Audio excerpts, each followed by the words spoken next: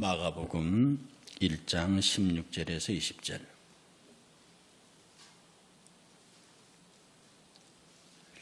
함께 같이 봉독합니다. 갈릴리 해변으로 지나가시다가 시몬과 그의 형제 안드레가 바다에 금을 던지는 것을 보시니 그들은 어부라. 예수께서 이르시되 나를 따라오라. 내가 너희로 사람을 낚는 어부가 되게 하리라 하시니 곧 그물을 버려두고 따르니라. 조금 더 가시다가 세베대 아들 야고보와 그 형제 요한을 보시니 그들도 배에 있어 그물을 깁는데 곧 부르시니 그 아버지 세베대를 품꾼들과 함께 배에 버려두고 예수를 따라가니라. 아멘. 오늘 이 어지러운 세상 중에라고 하는 찬송을 작사한 분은 목회자의 사모입니다. 알렉산더 여사라는 분인데요. 하루는 그 남편이 이 여인 역시도 그렇게 큰 고생을 하지 않고 상당히 엘리트 코스를 거치면서 유복하게 자란 여인이었습니다. 하루는 남편 목사님이 이렇게 들어오면서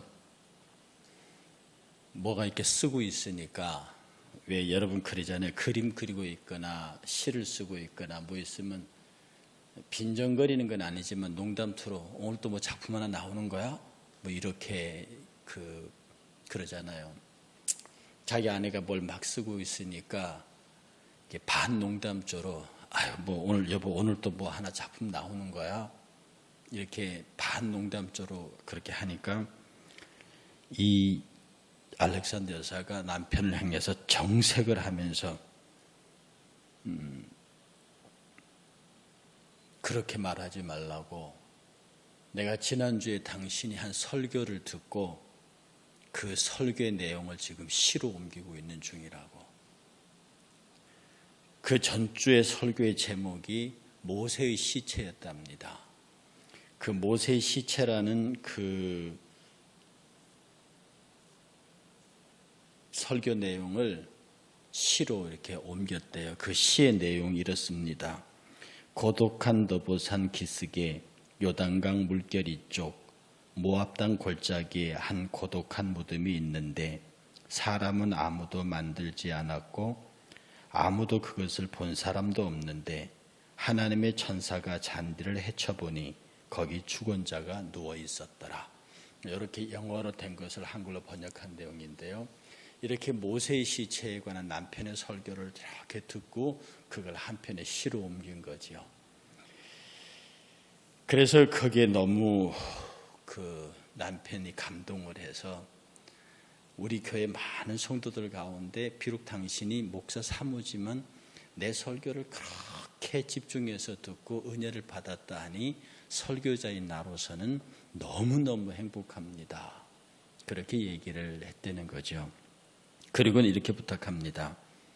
내가 다음 주 설교를 본문을 줄 테니까 이번 설교는 당신이 설교를 듣고 이렇게 시를 쓴 거지만 이번에는 내가 다음 주 설교 본문을 줄 테니까 그 설교 본문을 받아서 미리 시를 써주면 정말 내가 행복할 것 같다고 해서 그 시 본문을 주었습니다.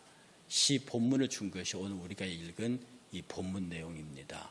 모세와 예수의 세 제자를 시몬과 베드로와 야고보를 부르는 그 장면이에요.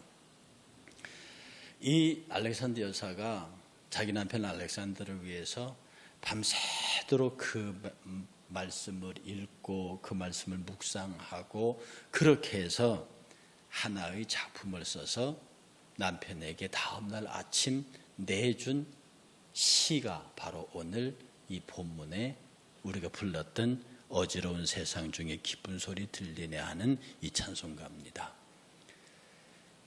이 알렉산더 여사는 약 400편의 시를 썼는데요.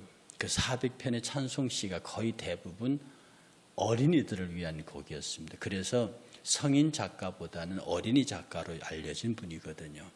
그런데 자기의 남편의 설교를 위해서 아주 밤새도록 묵상하면서 내놓은, 그래서 지금도 우리 귀에 어지러운 세상 중에 기쁜 소리 들리네 예수 말씀하시기를 믿는 자에 따르라. 이 말씀을 그대로, 사실 이 찬송가를 가만히 보면요, 이 마가복음의 메시지를 잘 풀어놓은, 사실은 축약된 한 편의 설교 같은 기분이 들긴 합니다. 그래서 남편이 그 설교를 받아들고는 나는 당신을 매우 존경합니다. 이 시는 당신이 쓴 시 중에 가장 고귀한 시입니다. 때가 와서 내가 당신의 남편이라고 하는 것이 알려지면 당신으로 인해 나는 무한히 기쁜 날이 오겠습니다. 라고 아내를 극찬했던 거예요. 이 두 알렉산더 부부의 모습을 보면 서로 칭찬하고 서로 격려하는 장면입니다. 여러분 잘 아시죠? 이 칭찬은 고래도 춤추게 한다고. 사람이 칭찬을 하게 되면, 그리고 칭찬을 받게 되면 참 그것이 우리로 하여금 어떤 때는 그 칭찬이 영혼이 없는 그냥 인사치레의 칭찬인데도 사람을 굉장히 행복하게 하는 것입니다. 그 탈무드에서는 세상에서 가장 사랑받는 사람은 사람을 칭찬하는 사람이요, 세상에서 가장 행복한 사람은 감사하는 사람입니다. 감사하는 사람은 가장 행복한 사람이고, 칭찬하는 사람은, 가장 사랑받는 사람은 남을 칭찬하는 사람이에요. 그래서 자고로 남을 칭찬하는 사람 치고 남의 사랑을 받지 못하는 그런 경우는 없죠. 다만 극찬은 사람을 잡습니다. 칭찬은 항상 신중해야 하고, 내가 칭찬받을 때 교만하지 말아야 한다는 것은 당연한 거죠. 여러분이 잘 아시는 마틴 루터 종교개혁자의 아내예요. 너무 종교개혁이 힘들고 로마 캐톨릭의 박해가 심하니까 견디다 못해서 마루에 퍼질고 앉아서 내가 이놈의 종교개혁 그만둬야겠다고 그렇게 한탄하고 있을 때 그의 아내가 상복 입고 나타나서 루터 앞에서 막 마룻바닥을 치면서 하나님이 돌아가셨다고 대성통곡을 했죠. 그러니까 루터가 놀라가지고 이 여인 내가 미쳤나, 왜 자꾸 하나님 돌아가셨다고. 그러니 아내가 울면서 하는 말이, 하나님이 돌아가시지 않았으면 내 남편 루터가 이렇게 절망할 수가 없다. 그 말에 충격받은 루터가 벌떡 일어나서 그의 종교개혁을 완성했다 하는 비하인드 스토리가 있습니다. 실제로 우리가 주변에 힘들어하는 사람, 어려운 사람들을 가만히 보면 칭찬받지 못해서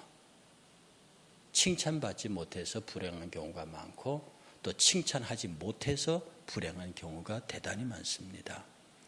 어떤 화가가 있었는데요. 그는 이렇게 그림을 그리다가, 여러분 그런 거 많이 보잖아요.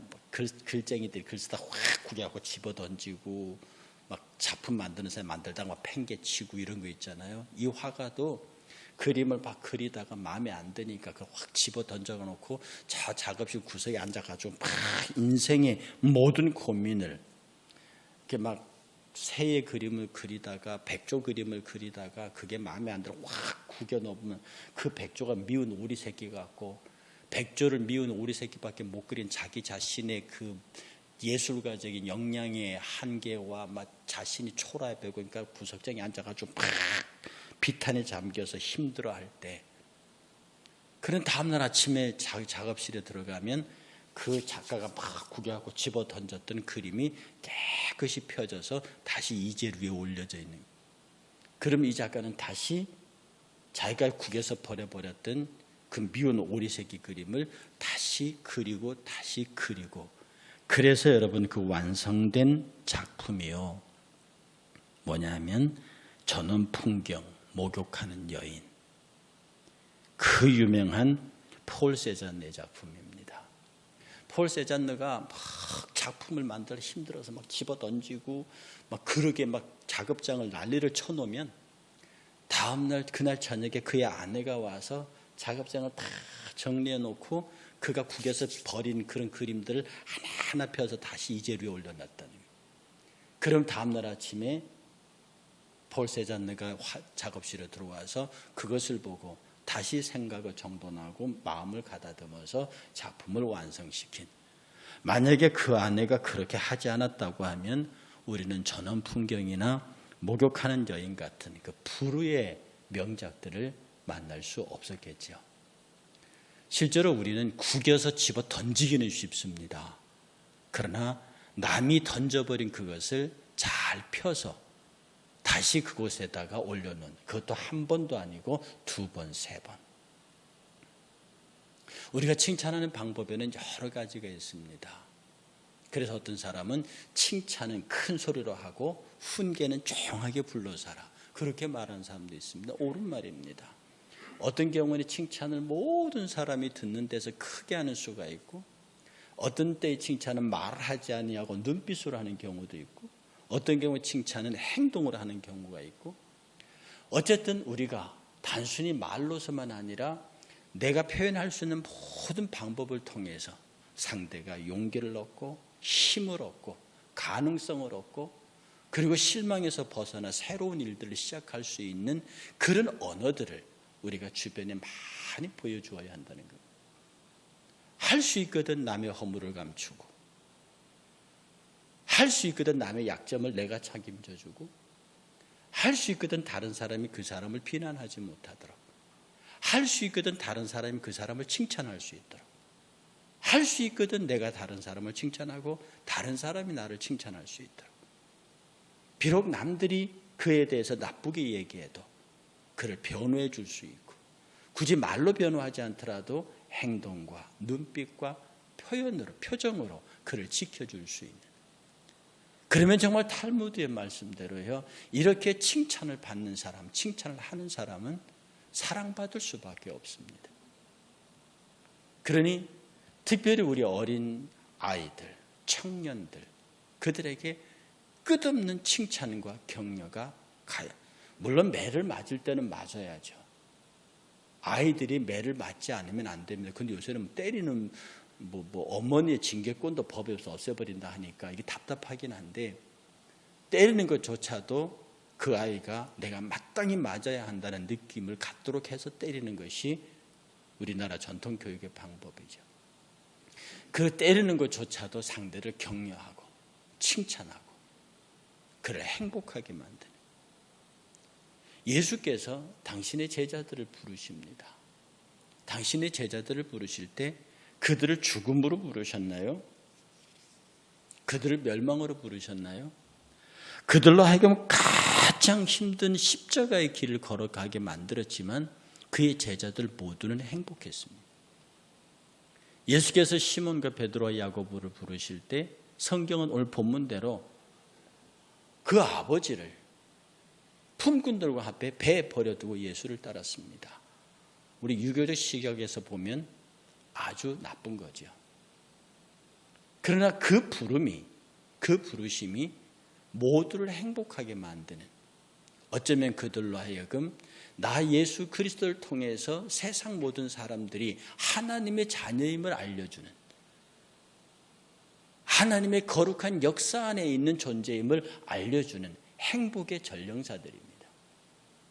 그 행복의 전령사들로서 예수께서는 12제자를 부르셨고, 그들은 그야말로 행복의 전령사가 됐고, 그 꼴을 보지 못하는 사탄이 그들을 가장 악한 방법으로 죽였죠. 그러나 그 악한 방법의 죽임이 12사도들은 최고의 순교의 은혜를 입음으로 하나님 앞에서 가장 아름다운 자리를 가질 수 있었던 겁니다. 오늘 우리가 이 말씀 속에, 이 찬양 속에 이렇게 보면서요, 우리가 아무 쓸모없는 미운 백조를 만드느냐, 미운 오리 새끼를 만드느냐, 아니면 최상의 백조를 만드느냐 하는 것은 그 당사자의 책임도 있긴 하지만, 어쩌면 주변의 사람들이 그를 얼마나 격려하고 그를 얼마나 축복하고 얼마나 그와 함께 짐을 나누어 지겠다고 하는 동지의식을 갖게 되면 세상이 버린 모퉁이돌이 그 집을 짓는 기둥이 되는 거고요. 세상에 아무 의미 없다고 한 사람이 가장 의미 있는 사람으로 바뀔 수 있습니다. 저도 그렇게 칭찬에 익숙한 사람은 아닙니다. 그리고 사실은 사람들이 칭찬에 익숙하지 않습니다. 칭찬하려고 하면 뭔가 쑥스럽고요, 윗사람을 칭찬하려고 하니 아부 같고요. 아랫사람을 칭찬하려 하니 너무 속보이고요. 근데 제가 미국 사람들에게서 놀란 것은 너무너무 칭찬을 잘한다는 거예요. 제가 언제 말씀드린지 몰라도 제 아이가 미국에 있을 때 이 바이올린 콘서트 이런 걸 합니다. 그러면 한 1000명 정도 학부형들이 홀에 모여가지고 아이들이 연주하는 걸 들어요. 그런데 초등학교 4학년짜리가 나와서 저 그랜드 큰 피아노 앞에 앉습니다. 우리 생각에는 우리 한국에서 4학년 아이 정도가 그랜드 피아노에 앉을 정도면은 제법 수준 있는 곡을 연주할 수 있거든요. 그래서 딱 앉아가지고 치는 노래가 제가 듣기에는 우리나라 수준에서 도미솔 도미솔 랄랄라솔 이거였습니다. 무엇이 똑같은 그런 간단한 것을 다 한 2, 3분 치고 일어서 갖고 치마 들고 이렇게 인사하는데요. 온 청중이 다 일어나서 기립박수를 칩니다. 안 일어난 사람은 저하고 집사람 둘밖에 없었습니다. 나는 그 광경이 기가 막혔습니다. 뭐 이런 게 다 있냐. 저게 무슨 박수 받을 일이라고. 그런데요, 그런 아이들이 수업 시간에서 교수가 질문하면요, 무조건 here. 우리 말하면 저요죠. 제가 대학원 수업에 청강을 들어봤는데요, 대학원 수업에도 교수가 물었습니다. 그런데 손을 들어요. 교수가 대답하나 제가 들어보니까 말도 안 되는 대답이에요. 교수의 질문과 아무 상관이 없는 엉뚱한 대답을 한다고요. 그런데 교수님 뭐라 한 줄 압니까? Excellent, good point. 어떻게 그런 생각을 했냐. 내가 보기에 어떻게 그런 생각이 맞긴 맞아요. 정반대 얘기를, 딴 얘기를 하는데 어떻게 그런 생각을 합니까? 근데 교수님 진지하게 good point, excellent 하면서, 그리고 그 대답을 어떻게든 연결시켜서 당신이 하고 싶은 얘기를 합니다. 그러면 그 대답을 한 사람은요, 자기가 진짜 정답을 맞힌 것처럼 의기양양해하고 그 수업을 끝까지 갑니다. 내가 이걸 선배한테 막 성토를 했더니 선배가 뭐라 하냐면 그것이 미국의 힘이다. 그것이 미국의 힘이다. 누가 어떤 대답을 하더라도 그건 너의 의견이고 너의 주장이니까 내가 그것을 꺾을 이유가 없다는 거죠. 참 외람된 얘기지만 제가 대학에서 있을 때 회의를 해보면요, 그래도 명색이 박사고 교수인데 쫙 한 3, 4분 얘기하잖아요. 그럼 딱 듣고 반대편에 있는 다른 분이요, 딱 대답 시작하면서 그건 말도 안 되고 이렇게 해버립니다. 아니, 대학 교수들 회의에서 한 보직자가, 그래도 그 분야의 박사가, 교수가 그래도 정성껏 3, 4분 얘기했는데 다 듣고 그건 말도 안 되고요, 이렇게 얘기를 해버립니다. 그럼 그 회의가 정상적으로 됩니까? 그 인간관계가 정상적으로 형성될까요? 설사 말이 안 되는 얘기를 하더라도 그건 일리가 있는데요, 그렇게 생각할 수도 있겠는데 이렇게 받으면 안 되냐고요. 우리 최고의 지성사회가, 그런데 우리 학교만 그런 줄 알았더니 저기 우리나라에서 유명한 대학들은 더해요. 막 교수님끼리 재떨이가 날아다니고 막 그런답니다. 우리나라 최고의 이성 집단이 그렇게 보입니다. 그러니 여러분, 우리가 얼마나 칭찬에 인색하고 얼마나 사람을 세우는 일에 남을 쓰러뜨리고 약점을 말하고 그걸 아프게 말하는 데는 뛰어난 재주를 가졌는데 정말로 사람을 세워주는 일에는 왜 그렇게 인색하고 왜 그렇게 소인배처럼 구는지 모르겠습니다. 오늘 이 알렉산드 여사는요, 자기의 남편을 우뚝한 설교자로 설 수 있도록 그 설교 내용을 시로 옮기고 설교할 내용을 시로 옮기고, 그리고 400여 편의 어린이를 위한 찬송시를 써서요, 어린이들의 가슴 속에 그리스도의 영으로 충만한 자신감을 갖는 그런 영혼들로 만듭니다. 우리 교회도요, 정말 칭찬합시다. 서로 격려합시다. 그리고 약점이 보이거나 허물이 보이거나 그걸 덮어주세요. 그럼 내가 이런 말을 하면 저 사람이 아프겠다 싶으면 하지 마세요. 싸움은 큰 문제에서 나는 게 아닙니다. 작은 던진 말 한마디에. 우리가 그런 말 있죠. 네가 던진 돌에 너는 장난으로 던지지만 맞는다 개구리는 죽는다. 나는 그냥 생각 없이 툭 던진 말인데 상대는 그렇게 아파요. 근데 문제는 내가 던진 돌에 그 사람이 아픈지도 안 아픈지도 모르는 거예요. 이소부에 나온 얘기 아닙니까? 동네 꼬마들이 연못에서 막 돌 던지니까 그 개구리 중에 어른 개구리가 탁 튀어나와서 애들 보고 하는 말입니다. 야 이놈들아, 니네들은 장난인지 우리는 그 돌에 맞으면 죽어. 그런데 우리는 너무 쉽게 퐁당퐁당 돌을 던집니다. 그 퐁당퐁당 돌 던진 그 말에 내가 맞는다고요. 아파요. 내가 아프면 상대도 아프다고요. 그런데 내가 하는 칭찬을 상대가 들으면 행복합니다. 나도 칭찬 들으면 행복한데요. 오늘도 이 알렉산더 여사의 남편을 향한 마음을 우리가 이렇게 그의 설교를 생각하면서 이 아름다운 찬양을 만들어서 남편에게 건네준 알렉산더 여사의 마음을 헤아려서요.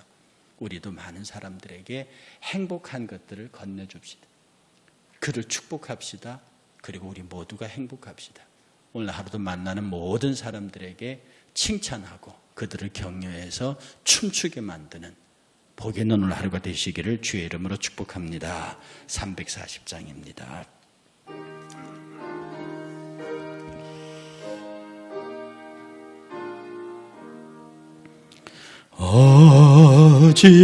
어지러운 세상 중에 기쁜 소리 들리네. 예수 말씀하시기를 믿는 자여 따르라. 세상 헛된 신과 영화 모두 내버렸네.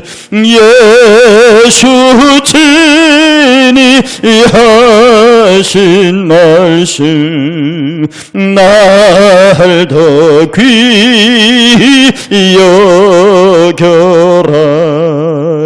기쁜 때나 슬픈 때나 바쁜 때나 틈날 때 예수 친히 하신 말씀 날 더 귀히 여겨라.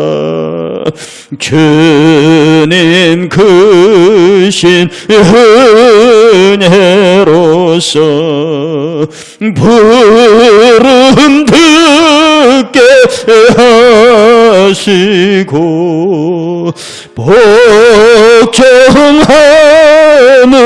마음을 주사 따라가게 하소서. 说说